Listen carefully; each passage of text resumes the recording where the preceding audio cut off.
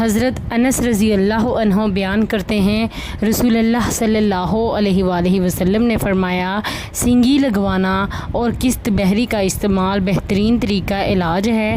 مشکوٰۃ المصابیح حدیث نمبر 4522۔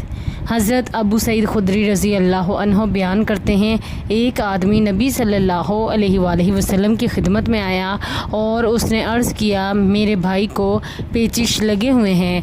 رسول اللہ صلی اللہ علیہ وآلہ وسلم نے فرمایا اسے شہد پلاؤ۔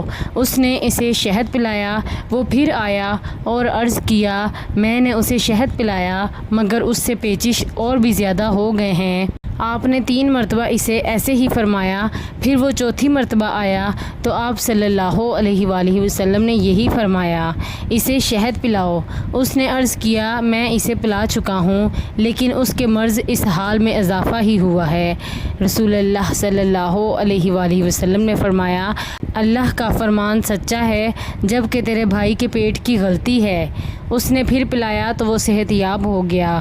مشکوٰۃ المصابیح حدیث نمبر 4521۔ حضرت قیس رضی اللہ عنہ بیان کرتی ہیں رسول اللہ صلی اللہ علیہ وآلہ وسلم نے فرمایا تم اس علاق یعنی حلق کے ورم کی وجہ سے اپنی اولاد کا حلق کیوں دباتی ہو؟ بس تم یہ عود ہندی استعمال کرو کیونکہ اس میں 7 بیماریوں سے شفا ہے۔ ان میں سے ایک نمونیا ہے۔ حلق کے ورم کی وجہ سے اسے ناک سے ڈالا جائے اور نمونیا کی صورت میں منہ کے ایک طرف سے ڈالی جائے۔ مشکوٰۃ المصابیح حدیث نمبر 4524۔